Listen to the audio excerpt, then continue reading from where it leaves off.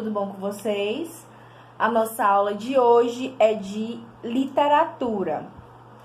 Bom, antes da gente começar a nossa aula, eu queria iniciar pedindo desculpas, porque nós não tivemos a aula de ontem. Acontece que eu estava sem internet em casa e não tive como enviar a aula. Ela já está gravada e aí algum dia da próxima semana, para não sobrecarregar vocês, eu vou enviar essa aula e vou comunicar no WhatsApp dos pais, viu? Então, mil desculpas, é porque a tia estava sem internet em casa, não foi falha humana, foi falha técnica. E eu não poderia furar a quarentena e ir na casa de alguém para resolver esse assunto, porque eu sou grupo de risco, eu sou asmática e eu tenho bronquite, então eu tô evitando completamente. Eu tô, de fato, em isolamento social, completamente. Continuidade ao estudo dos gêneros textuais alegóricos que nós estávamos vendo. Vocês lembram que nós já vimos as fábulas inicialmente, onde eram histórias que os personagens são animais e traziam no seu final uma moral, ou seja, um ensinamento era construído através daquela história. Nós também já vimos o apólogo, que é quando a gente utiliza objetos, seres inanimados, para também construir uma moral. Só que diferente da fábula, a moral não é dita no final da frase. Não tem, tipo, moral da história, a vingança nunca é plena, mata a alma e envenena. Não é assim que funciona no apólogo. Você constrói o sentido através da história relatada. Por exemplo, aquele apólogozinho que a gente viu, que é da agulha e da linha brigando para saber quem é a melhor. Quando as duas são essenciais para que a gente tenha uma roupa, um vestido, uma calça, uma blusa. Então, não precisou que fosse dito no final da história a moral. Você consegue compreender que a questão abordada naquele apólogo é de que as duas são importantes e não adianta brigar entre si para definir quem é a mais importante, sendo que uma não faz seu papel se não tiver a outra, elas são complementares. Ficou faltando um desses gêneros que a gente ainda não viu, que é a parábola. A parábola, assim como a fábula e assim como o apólogo, também é uma narrativa curta com um ensinamento moral. A grande diferença é que ela não utiliza animais ou seres inanimados para a construção desse ensinamento moral, dessa lição que você leva para a vida ou dessa moral. Então, a diferença essencial é a dos personagens. Mas nós também temos outras diferençazinhas.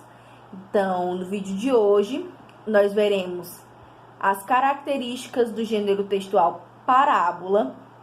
Nós veremos as proximidades com os gêneros anteriores e nós veremos as particularidades desse gênero. Então, vamos lá? Tanto a parábola quanto o apólogo, como a fábula, são narrativas curtas que constroem um ensinamento moral, um ensinamento de vida, para que nós sejamos uma pessoa melhor.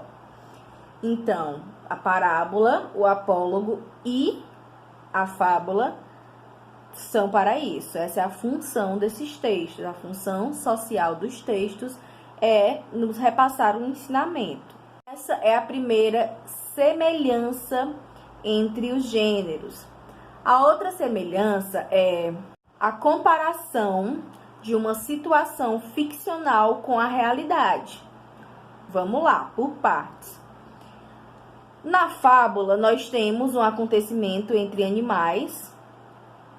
E esse acontecimento entre animais, ou fenômenos da natureza, eles não aconteceram de verdade, é uma ficção. Ficção é isso, são acontecimentos que não são reais. Então, não aconteceu de verdade. Entretanto, é uma situação onde você consegue encaixar um determinado âmbito da vida humana ali. Então, isso é a ficção com a realidade. No apólogo, nós fazemos exatamente a mesma coisa. Por exemplo, aquele diálogo ocorrido entre a agulha e a linha. O diálogo ocorrido entre a agulha e a linha não necessariamente, na verdade, obviamente não aconteceu. Mas a referência que se pega daquela ficção para a vida, ela é muito real, entendeu? Então é isso. Esses gêneros, eles utilizam uma história ficcional para tratar de verdades do mundo. Na parábola não é diferente. Vou falar com vocês sobre uma bem conhecida, que é a do filho pródigo. Aquela história do filho pródigo, ela tanto pode ter acontecido como ela pode não ter acontecido, entendeu? Ela é uma ficção, é só uma história. Não aconteceu com pessoas reais. Mas foi utilizado como referência para que as pessoas não tomassem aquelas atitudes ou que tomassem certas atitudes. Então é isso que fazem esses gêneros textuais alegóricos. A parábola, assim como o apólogo, ela não traz uma moral concluída no final. Você vai ter que interpretar aquela história, interpretar aqueles fatos e construir um ensinamento para você, para a sua vida, certinho? A parábola é metafórica, ou seja, ela faz comparações o tempo inteiro, comparações riquíssimas. Vocês conhecem, por exemplo, a parábola do joio e do trigo? Bom, o semeador comparou as pessoas ao joio e ao trigo. Não necessariamente nós somos joio ou nós somos trigo, mas uma forma muito fácil de fazer um camponês compreender como que funciona o coração das pessoas seria utilizando essa comparação de algo da sua realidade. Então, as parábolas também fazem um tempo inteiro essa utilização de metáforas, dessa linguagem figurada. Vocês sabem que a Bíblia é recheada de parábolas. Eu vou falar da Bíblia porque nós sabemos que o Brasil é um país cristão e é a religião que nós mais conhecemos, mas outras religiões também utilizam parábolas. Vou falar da Bíblia porque está dentro da nossa realidade. Bom, vocês sabem que Jesus e os seus apóstolos eram homens sábios. Não é à toa que eles foram escolhidos. Então, o que acontece? Eles precisavam dialogar com gente do povo, pessoas sem instrução, pessoas que não tinham conhecimento científico das coisas ou um conhecimento técnico. O que eles conheciam era o campo e as coisas do campo. Por isso que foram criadas, que eram ditas as parábolas. Por quê? Porque era muito fácil para o camponês compreender. Por exemplo, a parábola do semeador.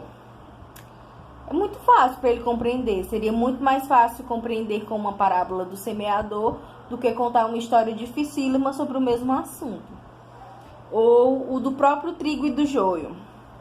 Seria muito fácil para um homem do campo compreender como que funciona, como que as pessoas são, se ela tivesse um elemento pautado na sua realidade, que era a sua realidade camponesa.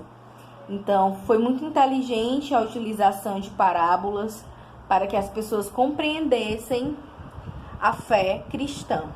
Umas parábolas muito conhecidas, como a do rico e do Lázaro, a da semente de mostarda, do semeador, o do joio e do trigo, o filho pródigo, né, como a gente já tinha mencionado, e muitas outras. A Bíblia é recheada de parábolas. Então, o que eu quero que vocês façam hoje como atividade? É uma pesquisa. Tem duas etapas. A primeira, você vai perguntar para os membros da sua casa, ou membros que não são da sua casa, um avô, um tio ou um primo que você goste muito, se ele conhece alguma parábola. Então, você vai pegar a parábola dita por essa pessoa que você escolheu e você vai pesquisar sobre ela. Então, você pesquisa a parábola, você lê a parábola e você vai fazer uma exposição oral do que você acha que aquela parábola quer dizer, qual o ensinamento que aquela parábola traz. Então, você vai me mandar um áudio. Eu já tenho o número de todos os pais de vocês. Então, me mandem um áudio por lá, todo mundo. Até próxima semana, até sexta-feira da próxima semana. Vocês me enviem um áudio explicando o que vocês entenderam da parábola que leram. No início, vocês vão fazer um resumo da história lida. E depois vão me falar o entendimento de vocês, certinho? O ensinamento e quais as lições que vocês levaram para a vida a partir da leitura daquela parábola. Beijo grande, a tia tá com saudade. Se cuidem e mandem mensagem para mim no WhatsApp, viu? Podem mandar áudio, podem mandar foto, mandar vídeos. Eu tô com o WhatsApp dos pais de cada um de vocês e eu tô lá para interagir com vocês, viu? Eu tô com saudade e é isso. Beijão.